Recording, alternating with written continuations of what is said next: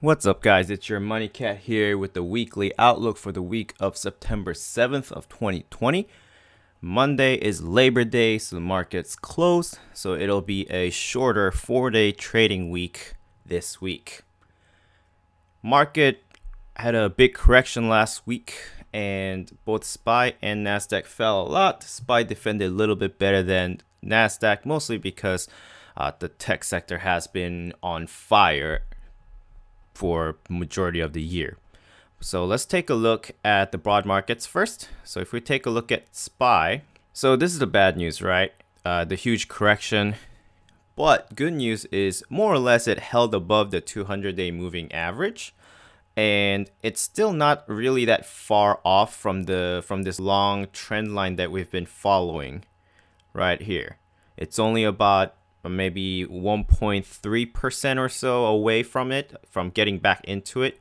So we'll still be working with a bullish sentiment. I think RSI is at a low level around 34. MACD looks like it will cross over and turn around and have a reversal, although it might take a little bit more time. I do expect the market to be obviously more volatile, but choppy as well. So I'll probably have a shorter leash than usual trading my options this week. I want to take a look at 4 stocks here. So first one is Microsoft. Among the tech names, I thought Microsoft has the prettiest picture. Even with the correction here, it's still above this long time upward trend line. And so if we actually just ignore this upward part, then we can say that it's still continuing this ascending triangle pattern. So as long as we have sort of a green week this coming week, and we break above around 216 again, then I think the upside will be going to around 230 or so, or close to the all-time high again. This line, I have it drawn. I don't consider it to be a very significant resistance line. So I think as long as we break through 216, we will be able to go all the way up to around 228 or so for Microsoft. And I say the prettiest picture because it's still sort of above the long-time trend line. All the other tech names, it's either still on a downward trend or it's broken through that line. It also coincides with the 200-day moving average, and the stock price is still above that.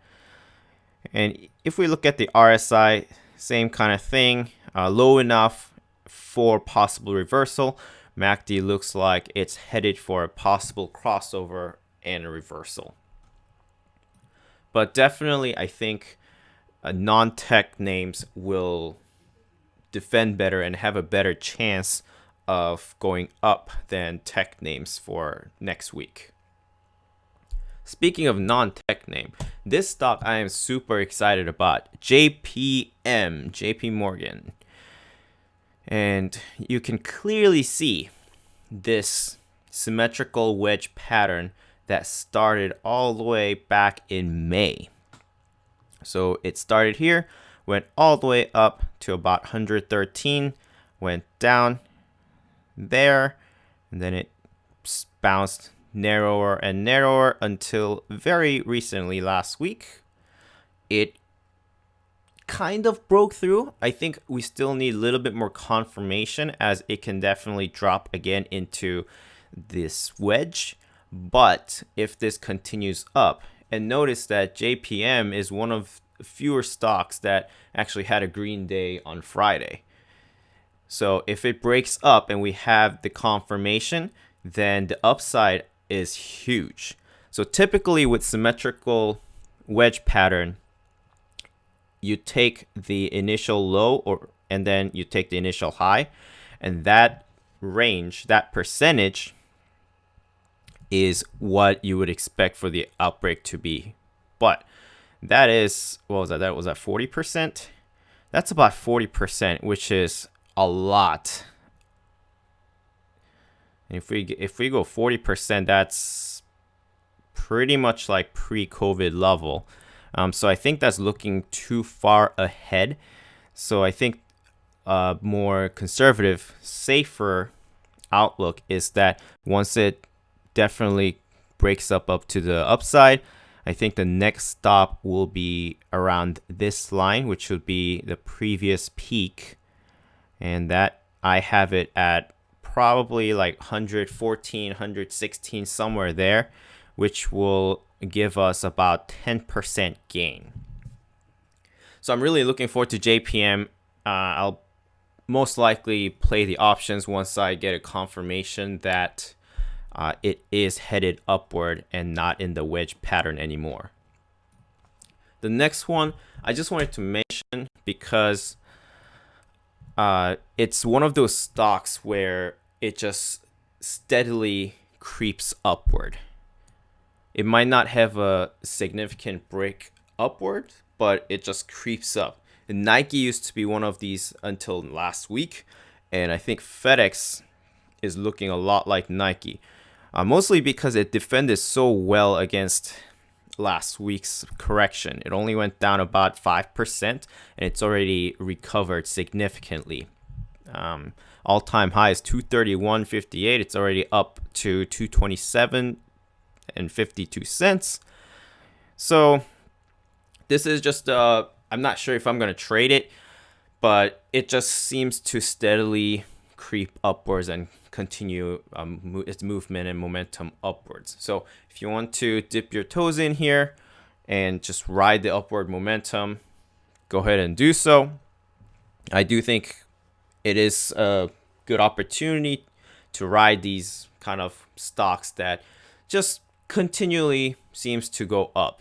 Not a lot, but just steadily, little by little, and before you know it, you have a large profit.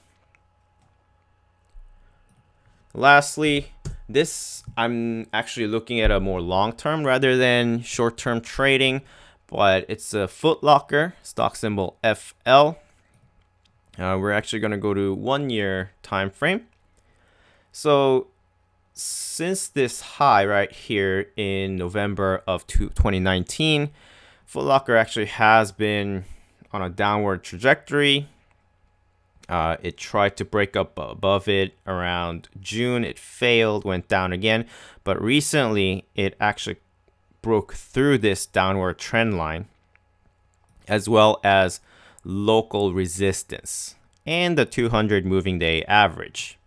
So I think this has potential to go back to where it was, which will be about 27%, because after this downward trend line, there really is no big resistance.